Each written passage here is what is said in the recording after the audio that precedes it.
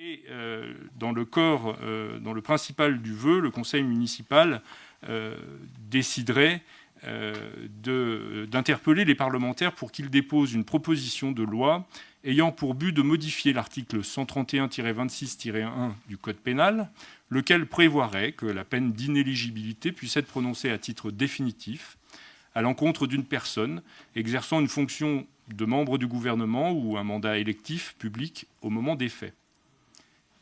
Monsieur Carignan, vous avez la parole. Je voudrais dire, maître, que votre haine ne m'impressionne pas. Aucune haine, pas de haine. Et pas du tout. Elle est inconvenante, elle est déplacée, elle est totalement hors de ce que vous devriez faire comme avocat, qui souvent défendait des causes, et qui là vous transformez en procureur. Vous savez que ce vœu, ce texte, tout ça, c'est du vent, c'est du bonivent, c'est de l'opération électorale afin de disqualifier quelqu'un pour gagner les élections. C'est ça. C'est-à-dire que vous utilisez la morale de la pire des manières qui soit pour en faire un instrument électoral. C'est dire où vous la placez. Je n'ai pas de leçon à recevoir de vous, ni de vous, ni de la majorité municipale. Vous avez parlé d'usage de faux, on verra.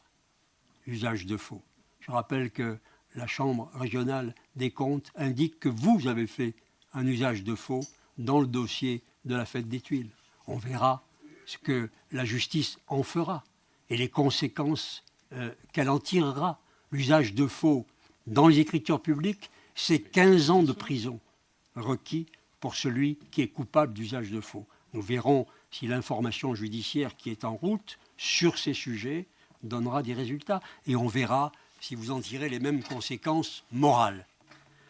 Vous savez bien que ce vœu est sans intérêt puisqu'il n'y a pas de loi rétroactive et que donc ça ne peut pas s'appliquer à moi et que si personne ne l'a jamais pris, cette décision-là pour quiconque et pour quoi que ce soit, c'est parce que justement, vous, avocat, défendez sans arrêt l'individualisation des peines et vous en avez toujours fait votre leitmotiv.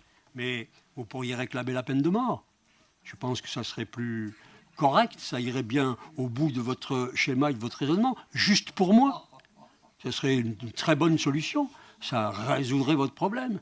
Et ça n'empêche, puisque vous êtes très facilement en possibilité de combattre les principes que vous défendez très souvent sur la place publique.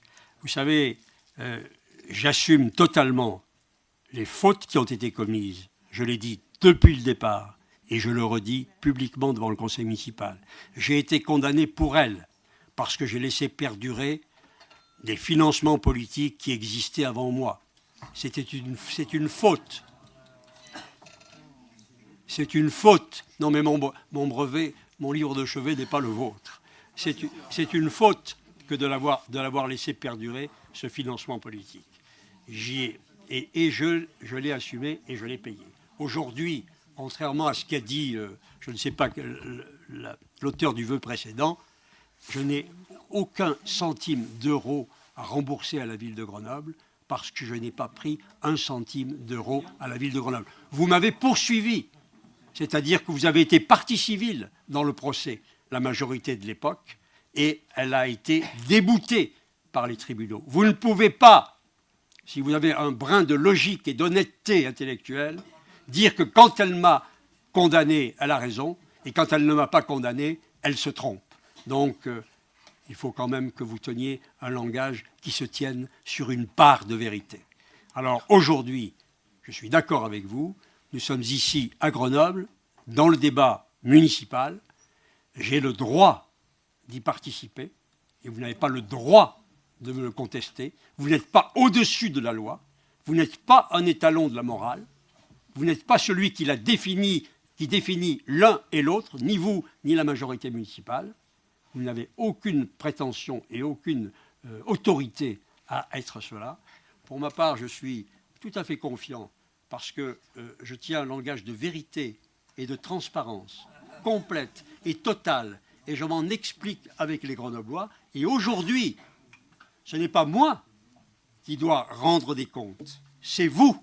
Après 6 ans de mandat, après la trahison de tant de promesses que vous aviez faites aux Grenoblois. Tant et tant de promesses, quand on lit vos 120 engagements, sur tant de sujets, où vous les avez trompés, où vous avez triché, où vous avez annoncé des choses que vous n'avez pas faites et que vous ne ferez pas.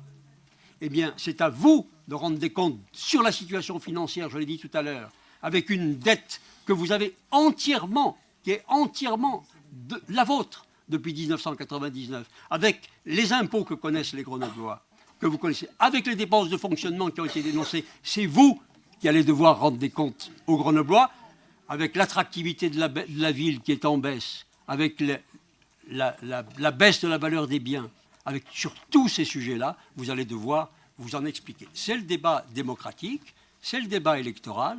Vous n'êtes pas au-dessus des lois, vous n'avez pas à le définir, vous n'avez pas à définir aux adversaires, vous n'avez pas à définir ceux qui ont le droit d'y participer et ceux qui n'ont pas le droit d'y participer.